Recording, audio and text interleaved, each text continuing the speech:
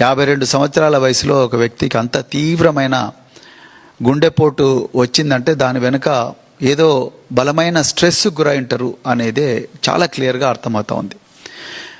వారి కుటుంబ సభ్యులతోని, వారి సోదరులతోని, అదేవిధంగా ఆయనతో ఆప్తులుగా తిరిగిన, సన్నిహితంగా మెలిగిన వరంగల్ జిల్లా రాజకీయ నాయకులతో మాట్లాడిన తర్వాత నాకు అర్థమైంది ఏంటంటే, ఈ ప్రభుత్వం ఆయనను ఘోరంగా టార్గెట్ చేసింది. మరి పెద్ది సుదర్శన్ రెడ్డి గారు చేసిన పాపం ఏంటి?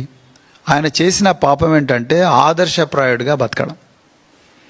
అదేవిధంగా సివిల్ సప్లైస్ ఆయన కార్పొరేషన్కు చైర్మన్గా పనిచేశారు. ఇప్పుడున్న రాష్ట్ర డీజీపీ సివి ఆనంద్ గారు ఆయన సివిల్ సప్లైస్ చైర్మన్గా ఉన్నప్పుడు ఆయన సివిల్ సప్లైస్ కమిషనర్గా ఉన్నారు. సివిల్ సప్లైస్ డిపార్ట్మెంట్లో ఏ విధంగా వేల కోట్ల రూపాయల కుంభకోణాలు జరుగుతాయని తెలుసుకొని ఆ కుంభకోణాల, ఆ సివిల్ సప్లైస్లో ఉండే ఏదైతే బియ్యము అవన్నీ కూడా రాబందుల పాలు, పందికొక్కుల పాలు కాకూడదు. వేల కోట్ల రూపాయల కుంభకోణాలు జరుగుతూ ఉన్నాయి. అది మిల్లర్ల రూపంలో కావచ్చు, ఇంకా రకరకాల వ్యక్తుల రూపంలో జరుగుతూ ఉన్నాయని చెప్పి వాటన్నిటినీ కూడా అరికట్టడానికి ఒక అద్భుతమైన ప్లాను ఆనాటి తెలంగాణ తొలి ముఖ్యమంత్రి కేసీఆర్ గారికి ఇచ్చిన ఒక గొప్ప పోరాట యోధులు పెద్ది సుదర్శన్ రెడ్డి గారు. ఎప్పుడైతే కాంగ్రెస్ పార్టీ అధికారంలోకి వచ్చిందో 2023లో, ఆయన ఆల్రెడీ సివిల్ సప్లైస్ కార్పొరేషన్లో పనిచేసిన అనుభవం ఉంది కాబట్టి వెంటనే 1100 కోట్ల రూపాయల విలువైన స్కామ్ను ఆయన కనుక్కోగలిగారు. ఉన్నతాధికారులకు, డీజీపీకి లెటర్ పెట్టాడు. అదేవిధంగా ప్రభుత్వానికి ఓపెన్ లెటర్ రాశారు. అదేవిధంగా ఈ తెలంగాణ భవన్ నుంచి కూడా మీడియా ద్వారా ప్రజలందరికీ కూడా ఈ స్కామ్ ఏ విధంగా జరిగిందో వివరించారు. తర్వాత ఎన్ఫోర్స్మెంట్ డైరెక్టరేట్ కూడా కంప్లైంట్ చేశారు. తర్వాత హైకోర్టులో కూడా పబ్లిక్ ఇంట్రెస్ట్ లిటిగేషన్ వేశారు.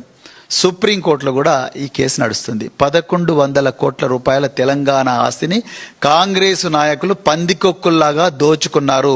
1 కిలో బియ్యం కూడా ఒక మిల్లు నుండి గోడౌన్కు రాకుండానే, ఒక మిల్లు నుండి ఇంకొక మిల్లుకు పోకుండానే 1100 కోట్ల రూపాయలు ఒక్కటే దెబ్బన కాంగ్రెస్ నాయకులు వాళ్ళ జోబుల్లో వేసుకున్నారు అనే ఒక ఒళ్ళు గగురు పొడిచే సత్యాన్ని పెద్ది సుదర్శన్ రెడ్డి గారు బయటపెట్టారు. ఇది మొదటి విషయం. ఇక రెండో విషయం, స్కూల్ ఎడ్యుకేషన్ డిపార్ట్మెంట్లో 17,000 రూపాయల విలువైన బంకర్ బెడ్ను 33,000 రూపాయలకు కొని తద్వారా వచ్చిన 100 కోట్ల రూపాయలను కాంగ్రెస్ నాయకులు బడా కాంట్రాక్టర్ల ద్వారా వాళ్ళ జోబుల్లో వేసుకొని వాటిని మూటల్లోకి పెట్టి మూటలను ఢిల్లీకి తరలిస్తున్నారు అన్న విషయం మీద కూడా వారు వీరోచితంగా పోరాడారు. ఇంకా రకరకాల కుంభకోణాల మీద పోరాడేవారు. ఆయనకు రకరకాల సమాచారాలు వస్తున్నవి. మాతో కూడా చాలాసార్లు ఈ కుంభకోణాల మీద ఆయన చేస్తున్న పోరాటం గురించి పంచుకున్నారు.